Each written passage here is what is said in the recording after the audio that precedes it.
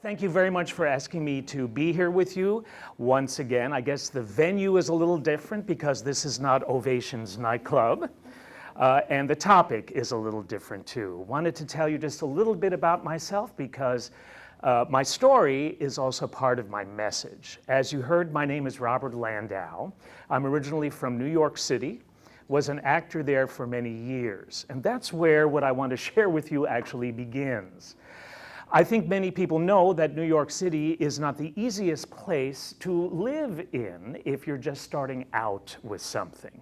If you want to make a change and you want to invite the next level of your life in, New York City can be a bit of a struggle, particularly if you want to be an actor. So one day you say, okay, I want to be an actor. Well, that's really great, but how are you going to get from A to Z? And how are you going to deal with that shift, with that change? And that's exactly what I was up against. And actually, things started to go very well. Things were really progressing. I was getting excellent acting roles.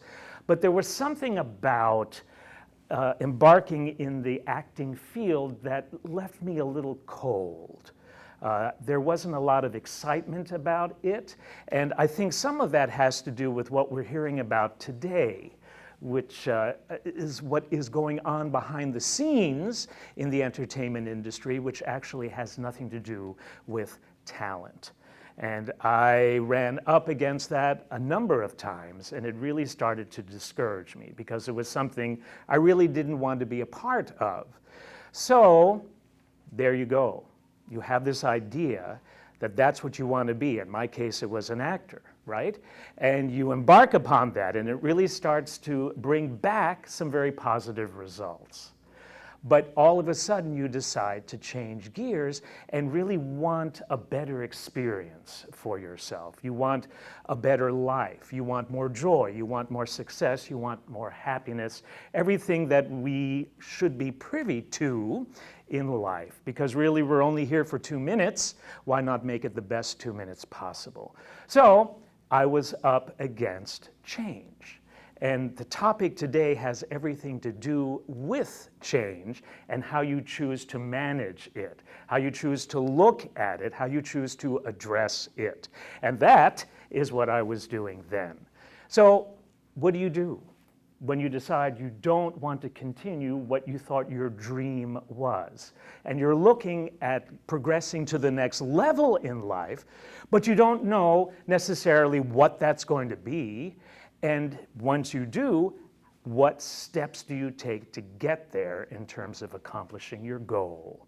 How to deal with change, how to manage change. One thing I learned up until that point, which I still believe today, and I talk about this often, you can never control what happens on the outside of you. All you can do is manage that on the inside of you. Mindset is everything, intent is everything, because I believe that what you choose to believe in some way, shape, or form actually will happen. You may not always get what you want, but you will always get, at least according to me, what it is that you need. The two things might be very different, and it might be that after a while you realize, thank God I didn't get what I want. Thank you for bringing me what it is that I needed at that point, even though I couldn't see it and I wouldn't admit that that was the correct way to go. So I believe, like I said before, that if you use your intent and set your will on something, that it might just come to you. Complete the sentence, ask and you shall. Receive. Yeah. And I wanted to put that to the test because all of a sudden I was up against a brick wall and I couldn't move forward. All I could do was move to the left or move to the right. Left was negative thinking. Left was worry. Left was fear, which there is a lot of nowadays if you think about it. And what I knew then is what I still believe now, and that is what fear stands for. Fear, F-E-A-R, stands for future events appearing real. Future events appearing real. And the operative word for me there is appearing. Appearing. It ain't here yet. So how you get yourself there makes all the difference in what happens when you get there. So I decided to put that axiom to the test. I didn't know what I wanted to do next, but I wanted to feel that whatever it was going to be, I was going to be a success at. And it would even be a better fit than what I thought wanting to be an actor. So every morning I would wake up, because in those days in New York City, if you're familiar with Manhattan, I lived in the East Village. And the East Village is just blocks away from the East River, the smelly, polluted East River. And I would get up every morning at 6:30 on the dot and go jog along the path along the smelly, yucky East River. But I decided to do this little exercise when I was jogging, because you have all this time, you may as well use it for something positive. I began to feel what it would feel like being successful in whatever this next level of my life was going to be. And if it involved change, which it always does, change is a constant in life, that is a part of life, change is in every breath that we take, so we better deal with change in a positive way, I felt like it was going to be a perfect fit for me. Did that without fail for 2 weeks. Every day, just a little exercise. I used my imagination. I saw myself as I was jogging along the smelly East River being happy with this next level of my life, and I invited it to me, purposely not fearing what it was going to be. After 2 weeks, I was jogging that specific day. It was a Friday at 6:30 along the East River, and all of a sudden, I didn't feel like I was jogging along the smelly East River. Instead, I felt like I was jogging around the promenade deck of a brand new cruise ship plying the refreshing waters of the Atlantic Ocean. I don't know how that popped into my mind. If I could retrace my steps now and tell you, I'm guessing maybe I saw an episode of The Love Boat, the night before, or something like that. And so I thought, wow, thank you for that little vision packed with feeling. So I'm going to hop aboard that and do that little exercise of visualization, of pretend. And every morning from then on at 6:30, when I would jog along the smelly East River, I would pretend and feel, not think, but feel, because this is much more powerful than thinking, that I was jogging along the promenade deck of a brand new cruise ship plying the refreshing waters of the Atlantic Ocean. 3 weeks after doing that without fail, each and every day, Sunday morning early, my phone rang. And you don't ever call a New York City person Sunday morning early. But yet my phone was ringing. I couldn't deny it. I picked up the phone and wanted to yell at whoever that was, but it was my dear friend Fran. And she goes, Robert, sorry. First of all, sorry for calling you so early, but I couldn't sleep anymore. For the past 3 days, I have been moved from whence I don't know to share this bit of information with you. And I just got to get it off my chest so I can go back to sleep. And I said, go ahead, Fran. Maybe we can both go back to sleep then. And she said, don't laugh. Don't laugh. But Robert, would you like the name and contact phone number of an agency here in New York City that puts cruise staff and entertainers on cruise ships? And I thought, wow, ask and you will receive. And I said, yes, please. That was Sunday. Monday morning at 9 a.m., I picked up the phone and I called Bramson Entertainment Agency on Broadway in New York City. And I said, hello, my name is Robert Landau. Do you have any assistant cruise director positions on any of the ships that you put entertainers on? And they said, what do you think? What do you think they said? Yes? Yes? Yes? As a matter of fact. Yes? I mean, should somebody say no? Aha! You should work for the FBI. Yeah. Actually, she is 100% right. They said no. And I thought, whoa, okay, thank you very much. I hope you guys have a great day. And they said, no, no, no, no, no, no. No assistant cruise director positions available, but we have something called a socializer. And I wish I had known what you know now about that, because I had never cruised before and I didn't know what a socializer does on a cruise ship. And I said, okay, well, I'm glad you guys have a socializer position, but how about a cruise director? I could cruise direct. And they said, no, you have no experience. You have no experience to even be an assistant cruise director. Socializer might be the way to go, and we have one socializer position on a brand new cruise ship that is plying the refreshing waters of the Atlantic Ocean with a fabulous promenade deck. And they said, would you be interested in interviewing for this? And I said, sure. Tuesday, went in, interviewed, got the socializer position on a brand new ship called the MV Atlantic that caters to an American clientele with an Italian cruise line called Home Lines. I had no idea what a socializer was, but I thought 3 weeks out of New York City at decent pay would be wonderful for me to get my head back together. And so there I was, January 2nd, 1983, in sunny, balmy Fort Lauderdale on the pier, calling my parents from a phone booth. Remember those? And I said, Mom, Dad, you won't believe it. I'm right at the bow of this incredible cruise ship, which is going to do this long Caribbean cruise, and I am going to be on this ship as a socializer. And they said, well, Bobby, that's wonderful. What's a socializer? And I said, I don't know. But I'm going to have fun doing it. So, go on board. I introduced myself to who turned out to be the most notorious cruise director in those days to work for.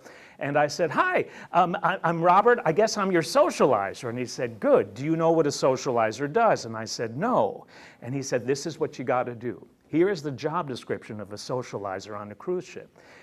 Bobby, you have to dance with every single lady on board this ship without fail between the hours of 6 p.m. and 2 a.m. with a 30-minute break for dinner in any lounge on board that has live music. I will caution you that there will be over 300 single women on this cruise. And I said, great, how many socializers do you have, Mr. Kane? And he said, one. You. And I said, oh. And he goes, I hope you know how to dance. And I went, yeah, this was the 1980s, so disco was in, and I had gone to Studio 54 many times, so that's dance, so I could finally say yes to something. And he said, what kind of dance do you think that this requires? And I said, well, I can disco. And he said, no, we ain't talking about disco. We are talking about ballroom dance classes that you need because obviously you don't know how to ballroom dance, and that's what all these women who are expecting to do with you. I'm going to be in the lounge when you go on tonight, and I'm going to watch you. And any time the tune changes, you have to get a different lady to dance with. I'm going to watch you. You better do well. Because 3 weeks, Mr. Landau, can be a lot shorter if you don't. Well, I went back to my cabin. I could finally find it after an hour. And I freaked out. I totally freaked out. I thought, I played a victim. Why? Why me? I can't ballroom dance, and yet I have to be on tonight, and this guy's going to be micromanaging every step that I take. How in the world could I possibly get myself into this position? So, suffice it to say that change was on my doorstep. A whole new career was on my doorstep. How was I going to look at that and feel about that because I had no choice but to walk through that door? And I began to sit down and think about this, and I realized, Robert, you're being your own worst enemy. When the next level of your life presents itself, it's not an accident. It is there for a reason. You may not feel great about it, but yet it's there. Would that be in front of you if you weren't meant to step into it? Particularly if you kind of asked for it in the way that I did. So I realized that I had two choices because yet again I was up another brick wall. I could not go forward. I could only go left or right. And left would be jumping overboard like you hear people do. And that was not going to help anything. But right would be, what would I need to do to make this change, make this next level of my life okay? Not for anybody else but me. And I realized that I'm a pretty powerful person, just like each and every one of you are. What you choose to think about has a very good chance of happening. Be careful how you use your thoughts and the feelings that go with them, because you are a very powerful creator. And I am too. And I realized that I was the one who got myself in that position that night in my cabin with a lot of help. And so I need to do what I need to do to walk through that door to make all of this okay. Because this could be the answer to my prayers in terms of what to do with the next phase of my life. So, out loud, I went to the mirror in my stateroom and I looked at myself and I said, Robert, this will be okay. Don't create any extra emotion that you won't be able to get through. Take it minute by minute, have fun. You are in control in a very positive way. Just make it happen.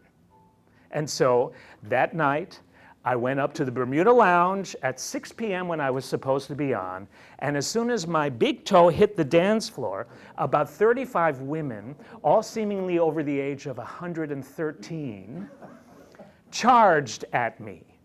And they all wanted to do the tango, because that's what the band started to play. And there was a fight between them over me. It's kind of like when you drop food into a tank of rabid piranha fish.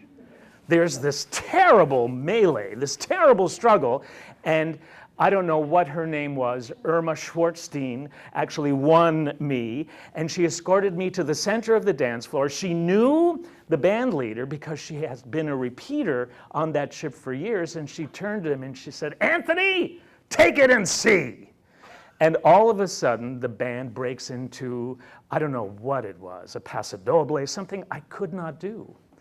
And I thought to myself, help, help. Maybe I should have jumped overboard instead, you know. And she started to lead me. I followed her, sweating like a mule, and we got through it. And I got through the next dance, and I got through the next dance, and there is the cruise director at the end of the Bermuda Lounge bar watching every move I make. The next morning, he called me into his office, and he said, you know what? You're doing well. Just one little thing. Smile. You look like you are being tortured. And if that's the case, that's fine because you're only human and this is new to you, but don't let other people see that you are incredibly uncomfortable doing what you're supposed to be doing. 3 weeks turned into a season. The next season I was asked back by that cruise line as an assistant cruise director, did that for 3.5 years, and then decided, hey, I can cruise direct because I have acting training, but I'm too young. So I started cruise directing on smaller cruise lines, smaller ships, and then made my way back just 2 years later to the ship that I started as a socializer on as their cruise director. And it turned into many different ships with many different cruise lines after that. It turned into an incredible close to 10-year career, 300 ports of call, close to 400 cruises. All because I invited this next level of change into my life and didn't expect it to be as intense as it was at the start, but managed to get through it because I believed in myself and I believed that things actually always happen for a reason. And here I am. As you heard, I live up in the Woodlands now, and I'm a national motivational speaker, and I speak at conferences and conventions around the greater Houston metro area and also out of state quite often as well, but always based on my personal experience. Change. How would you define change? Can we get a good working definition for it? Improvement. Improvement. Yes. What else? Different. Huh? Different. Something different. Yes. Hopefully it's an improvement, right? Yes. It can go either way. It can go either way. It can go either way. Constant. A constant change is constant. Yeah. Yeah, opportunity. I remember somebody told me this quote: life, like toilet paper, it always needs to be changed. You need to change as you move forward. That's not, let me quote that because I didn't do justice to that incredible statement. Life is like underwear, change is good. Sounds a lot better than my rendition of it, right? Sometimes you got to use notes, because everybody here was going, huh? I mean, I believe this guy up until that moment, but what's the underwear thing? Yeah, it was toilet paper. I know, I saw your expression. It's like, what? He's from New York City, of course, right? I know that's what you were thinking. Other definitions of change? It's not a definition, but the pace of change is accelerating in today's world. Oh my goodness, that's such a great observation. The pace of change is accelerating in today's world. This is not the same world as it was last week, if you think about it, right? So the question is, like me looking at this whole ship career, how are you going to address the change that exists in the world at this very moment? Are you going to be fearful of it, future events appearing real? Or are you going to realize, okay, it's here, it's happening on the outside of me, there's not much I can do to change all of that, but what I do have the power to do and the control over is how I choose to manage that change. Am I going to panic? Am I going to run somewhere and hide? Or am I just going to put some positive stuff in terms of my mindset in place so I can get through every minute of it, right? Great observation, great observation. Any other definitions of change? Here's another quote. Marilyn Monroe, concerning change, once said, "Some good things fall apart so better things can come together." It's interesting, huh? So is change a good thing? We were saying sometimes it is, sometimes it isn't. I would like to believe that any change can be a good thing. And if it's on your doorstep, like all that stuff was on mine, then maybe it needs to be addressed because it is somebody knocking on my door saying, "Robert, this is the next phase of your life. How are you choosing to step into that? With fear, or understand that what do I need to learn about the next phase of my life that is upon me? Instead of looking at it in a negative, fearful way, how about understanding that it might have been brought to you in terms of a lesson that needs to be addressed by you? And if you can get to the core of that, then you can get through it if you think you can't. I believe you can get through anything that you set your mind and intent to. The question is, do you? And it's okay to have doubt. It's okay to be filled with fear. It's okay to feel victimized with all this stuff. But then how long do you stay there? Because if you stay there too long, then you run the danger of attaching yourself to all that stuff. And that might not be you. That might be what's happening on the outside of you, but is it the same thing that is happening on the inside of you? I would ask you to consider the fact that there may be a huge difference in what's going on inside than what happens outside. But that difference is up to you too. If it's negative stuff going on the outside, make sure you don't match it in the inside, because then this happens. You become all the stuff that you fear when you don't have to. It's okay to feel fear. It's okay to feel negativity. It's okay to just be angry, right? The key is not to stay there too long. And I'm a perfect example of all of that. And as a matter of fact, as we speak, once again, and this is life, this is part of your journey, I am before the next phase of my life now. And that involves a number of things. This has to do with this incredible relationship that has gifted itself to me. But after being single for so many years and really loving where I live up in the Woodlands, now I have to consider change because there's really no room for two in the place where I live. And I love this place. And I don't want to leave this place. Just this morning I thought, oh God, I'm so happy here. But if change is knocking at my door again, there's a reason. Sometimes you have to go to the highest diving board, climb to that highest diving board with blinders on and jumping, trusting that there's water below. And the only way you will know if there's water below is if you take the leap. And the leap involves faith. It involves trusting in yourself that you know that this is the right thing to do, and you just go.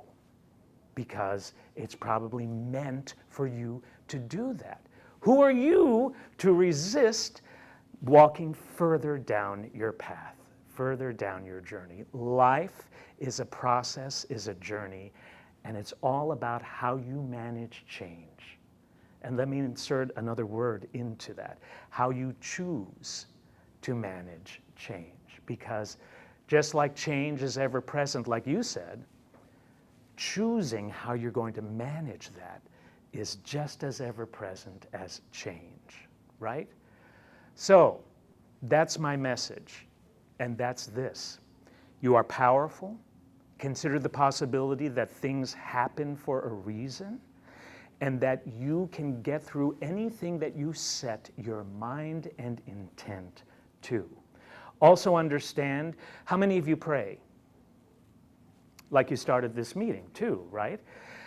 What science is starting to find is that when you pray, feel as if what you are praying for has already been given to you, even though it's not physically here yet. Because through your feeling, not your thought, feeling, I believe, is much more powerful a tool to use when you want to attract things into your path than thought. Right? Feel what it feels like to already have been given what it is you're praying for. And you will have that on your doorstep a lot quicker than thinking about it. That's how powerful you are. You were given this, and specifically this, for a reason. Use it positively. It's always a choice. Care about yourselves enough to make the right choice.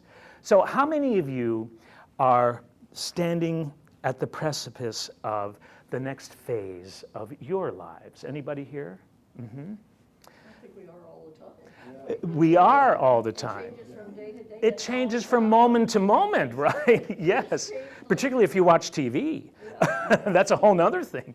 So let me ask you, for those who are facing something major, a big change, a move, a this, a that, on a scale from 1 to 10, 10 being, it's gonna be fine, 1 being, yikes. How do you feel that's gonna go on a scale from 1 to 10? 10? I love it. I know it's gonna work out. And that statement, It doesn't, but then it'll probably be bad, so. but until it doesn't, Well, Yes, you yeah, just come so up with a new plan, well, right? No, that would be death. Oh, that would be, well, wow. He's going to be successful until he transits. That's wonderful. I love that. I need to stick with you. If I can't take it with me, I'm not going. That's right. If you can't take it with you, you're not going. I love that. I love that. But these are the attitudes to have. 10. I mean, you said 10 without even thinking, right? So what's involved? How do you get to a 10? How do you maintain that through the process of change and inviting the next level and going through the next level? A prayer. Prayer. Very good. But I think at this stage in our life, for most of us, at least at this my stage in my life, I've done it enough times that I know that I can do it again and again and again. Yes, and she said, you probably all heard that she, at this stage of life, has done this enough to that it's okay. She can do it again and again and again. No matter what it is. No matter what it is. And what I would say is, not everybody has chosen that type of a mindset, no matter what age they are. There are some who are in the final part of their existence here who still don't get that, who are still negative, who are still their own worst enemy. And what I would say, because we all do this, be careful of how you talk to yourself within yourself, right? That's mind chatter. And in that way, we can be our own best friend or our own worst enemy, right? I think W.C. Fields said it best when he was on his deathbed. A friend of his came in, he was reading the Bible, guessing, you've been an atheist all your life, what are you doing? He said, well, I'm looking for loopholes. I love it. He's looking for loopholes, W.C. Fields, yeah. Yeah, wisely said. And see, that's another example. And Beverly, you alluded to this. Fun. It's up to you to make this as fun a journey as possible. And sarcasm, positive sarcasm, is a great way to do that. Not negative sarcasm, because that works against you in terms of mind chatter, but positive sarcasm. You know who was a champion of positive sarcasm? Joan Rivers. Now, you may not have loved Joan Rivers, but she was brilliant at taking negative, difficult situations and flipping them around and making light of them. And that's what we can all do to get through stormy seas, right? I, during my ship career, have experienced 2 times where death was on my doorstep, where we went through such terrifying storms that we were sure we were not going to make it. And you could literally smell death. And it's terrifying when you are at sea and you can't get off the damn thing, right? And you can't hold on because it's just going absolutely wild and out of control. So how do you make it through a storm? I used to watch my ship captains because I would be on the bridge during those 2 times. And what those 2 guys did is something that I do, and something that you probably do too. And if you don't, you might want to think about it. And that is, no matter how rough the seas got, because the waves were much taller than the ships, and you looked from side to side and you could see them, and you would think, with mind chatter, there's no way we're going to make it. Particularly on one of those ships when a fire breaks out on board in the middle of all of that too, right? So, and on the other one, the radio officer comes down and says to me, Robert, the ship, a cargo ship 3 miles in front of us, just split in half and went down, and we're next. Say your final prayers. Wow, what do? Up to the bridge, watch the captain. The captain did not terrify himself by looking from side to side. He always looked forward at the horizon, where the sea is always calm and the sun always shines. He just had to hold on to the ship's wheel in order for us to get there. He was managing the present to make sure of a calm future. And that's all we need to do. No matter how terrifying the waves of the present might be, hold on to your ship's wheel. Don't let go. Don't give it to anybody else to steer for you, for God's sake. Hold on. Keep your eyes focused on the horizon ahead. You will get there. It's kind of how nature works. No storm lasts forever, but it's how you get through the storm that makes all the difference in what will happen once you arrive there. Got it? Questions? Comments? Any songs of the sea you'd like to sing? Drinking songs, yes. Oh, I've heard them all too. Robert, I think the question for me is what's your, I mean, I've seen it throughout my career managing people, or leading people, but there is a difference in generation with how they accept and deal with change. Yes. So what is, I mean, I have teenagers, so it seems like they do okay, but then they're upset with it. But then there's all these different, generations that deal with it. What's your experience in how they accept and deal with change? Teens? Oh, different? Yep. I do believe in the generational thing, definitely. But I think that can also be a mindset, right? It's habit, Yes. right? And how we were raised and what we were taught and what experiences, what storms we've been through, right? That, to me, believe it or not, may not necessarily be an age thing. And if you can cut to the chase of what the issue is in each case, then you can get there. So with teens, patience. You may have to go around and around and around and around until you can get close to the core. So I think patience is important. Your willingness to be of service to whoever it is that needs help with change, no matter what generation it is, will make the difference. I'm also a certified life coach, right? So I work with people of all levels, of all ages and such, all experiences in life. But it's usually the same tools that I'll use to help them be free of whatever burden they have placed on their shoulders. Obviously, if it's a 5-year-old, it's different than a 50-year-old, right? But it's the same thing from you. It's the same thing from you. So with teens, patience, with seniors, show them based on what they've been through that they can get through this next phase just like they did the previous ones. So it's their rich wealth of experience that makes a difference, because everybody here has been through a storm that they might not have thought they could get through.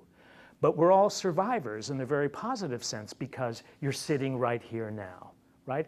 And congratulations for all the change you've had to deal with, because you've done a stunning job with wonderful attitudes and mindsets too. So it's a long answer to a multi-level question, but I hope I answered some of it. Yeah. Yeah. Anyone else? Yes? I was just gonna make the observation that whatever job we have, most people tend to think that it's entitlement. Most raises are costs of living, and unless you change jobs or promoted, you're not getting a true raise. It's just cost of living. But the whatever we're doing, I think it's critical to try to provide value. Yeah. Because otherwise, we're just going through the motion and we're not putting ourselves in a better position. Yes, it is critical to provide value when change is on your doorstep. And if you don't get the raise that you felt you deserve, then you're up against a wall again. You can either move left or move right.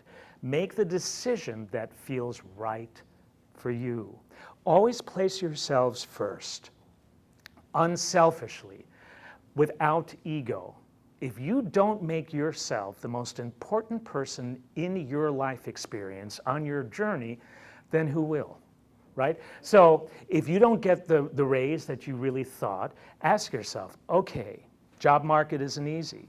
Is this worth staying at the way I feel right now? Sit with it for a while, don't make harsh decisions, and figure out what change you want to make according to what's happened on the outside. And along that same line, when we try to make a change to provide value, to move ourselves forward, even though we might make that change immediately, we're not always recognized immediately. It Yep. may be 2 or 3 years. Yes, yes. When you make a change, you might not be recognized immediately. It might take 3 years. The important thing is recognize yourself. Don't wait for the outside approval, right? Because you may never get it. And you may want it, 3 days can feel like 3 years, you know? So don't give of yourself so much that people can come in and take anything out of you that they want, right?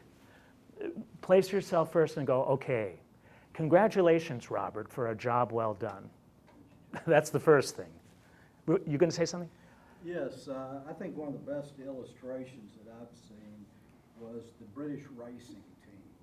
When, I forgot his name, but took over the bicycle racing team for the Brits.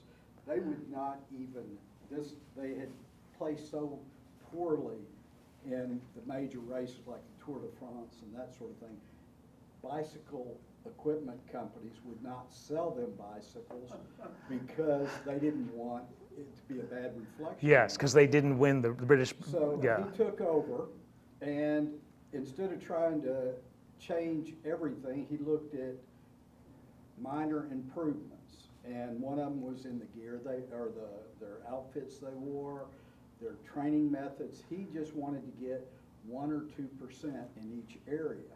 Well, within, I think, 3 years, because of the compounding effects, they had become the champions. I love it. And they became a force to be reckoned with at that point. I love it. I love it. But I think so many people, you know, I know when I do a turnaround with the company, I look at it and say, okay, what's the low-hanging fruit that we can make some minor gains in and just keep it going?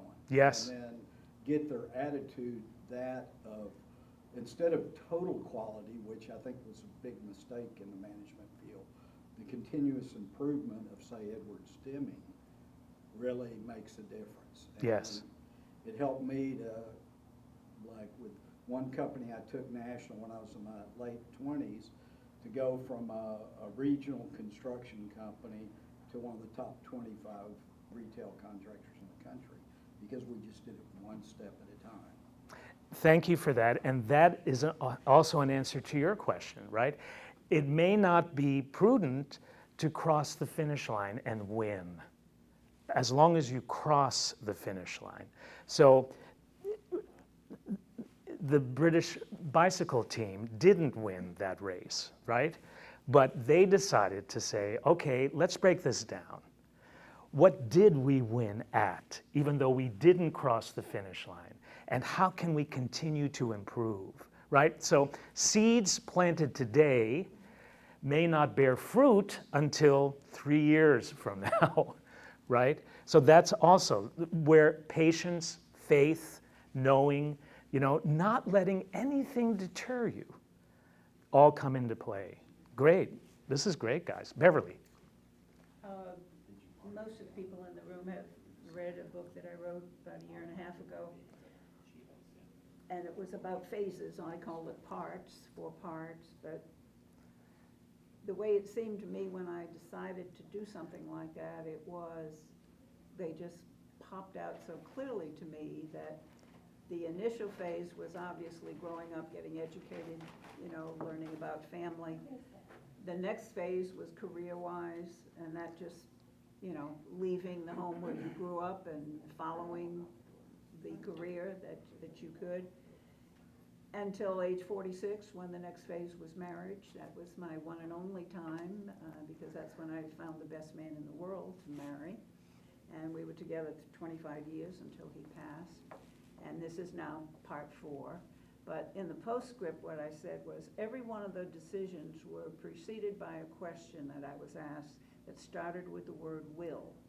Will you forego your degree in education to help me start this retail operation and run the back office for me? Will you take this kitten home and that led to 55 years of owning a cat. Will you move to Cincinnati when you've just come from Cincinnati to Manhattan, but we have a better job for you back in Cincinnati and we'll pay all the bills? So I listed all the will you questions, ending with will you be my wife? And so I think life does naturally fall into phases, parts, whatever word you want to describe them. Yep. But particularly when you get to a certain age and look back, it becomes very clear that that's what happened. But when you're going through it, it's not necessarily that obvious Right. to you. Right. And thank you for sharing that. And the interesting thing is, you kind of use the same tools before each next phase began, right? And that's where I was saying that there's some general things that you can do to manage these different phases, no matter what stage of life you might happen to be at. So she asked herself a question before each stage began, which is great because it almost helped you, it created a template, a blueprint for you to stand on so that you could move forward with this next level, right? So you made it work for you, and here you are. Great work. Don't stop. Anything else before we close? So, question before we do close.